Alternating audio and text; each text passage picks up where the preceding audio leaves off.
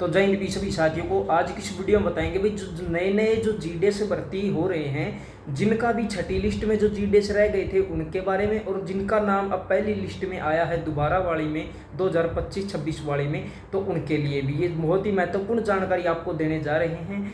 और इस वीडियो में बताएंगे आपका कैसे आपको वेरिफिकेशन करवानी है, कैसे आपका जो है ज्वाइनिंग प्रोसेस क्या क्या रहने वाला है, डॉक्यूमेंट्स क्या क्या ले जाने पड़ेंगे, और भी कुछ नॉलेज आपको देने वाले हैं। ठीक है, तो आप जैसे मैं भी इस जीडीएस के जो है भर्ती हो रहा हूँ और मेरी ज्वाइनिंग है वो हो चुकी है पिछले महीने में, तो अब मैं इस पोस्ट पे कार्यरत हूँ।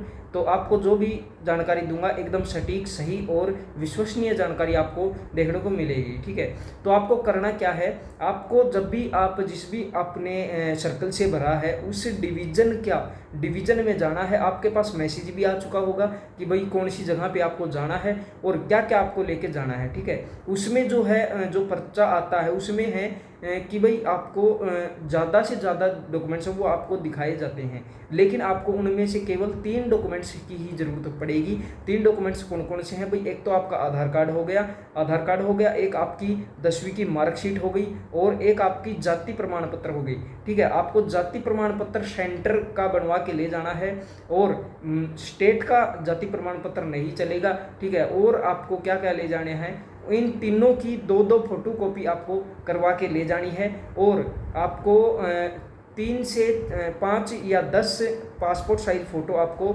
लेकर जानी है। ठीक है, और जो भी आप फ़ोटो कॉपी करवाते हो उसके ऊपर आपको सिग्नेचर आपको कर लेना है। ठीक है, सेल्फ अटेस्टेड होनी चाहिए फ़ोटो कॉपी, यानी आपके सिग्नेचर हो जाएंगे, आपका जो है सेल्फ अटेस्टेड हो जाएगी। ठीक है, तो ये आपको ध्यान में रखना है। डॉक्यूमेंट्स आपको ये ले जाने हैं।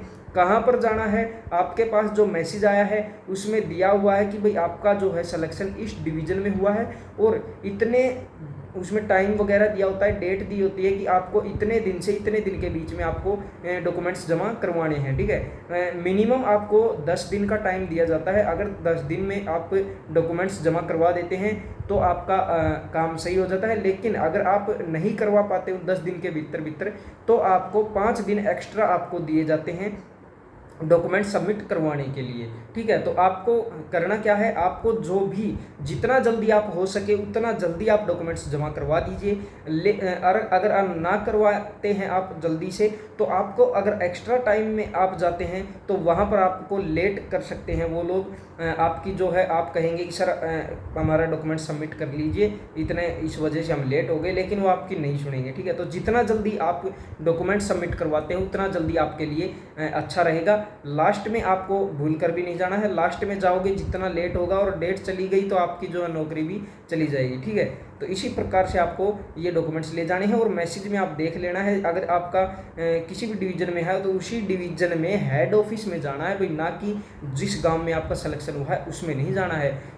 वो गांव आपका कौन से डिविजनल ऑफिस में पड़ता है उस हेड ऑफिस में जाना है। ठीक है, ये आपको ध्यान रखना है। ठीक है, और क्या बात थी भाई, सैलरी की बात करें। सैलरी की बात अभी कुछ भी नहीं करेंगे, क्योंकि आपको जो है सैलरी उसमें गलत दिखाई हुई है। वो आपको बेसिक पे दिया जाएगा, 10,000 से लेकर 12,000 की वो है बेसिक पे, लेकिन आपको सैलरी मिलेगी 16,000 से ऊपर। हमारी खुद की है, मैं एबीपीएम पोस्ट पे हूँ, तो मेरी है 16,000 16,500 के लगभग कुछ हमारी सैलरी बैठेगी, और बीपीएम की बैठेगी 19,500 रुपये।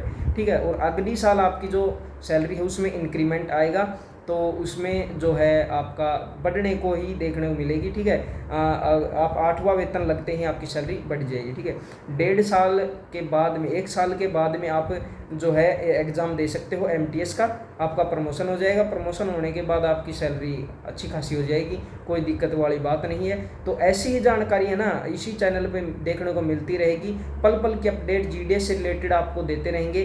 तो चैनल को सब्सक्राइब, वीडियो को लाइक ज़रूर करें, ताकि आने वाली वीडियो आप तक सबसे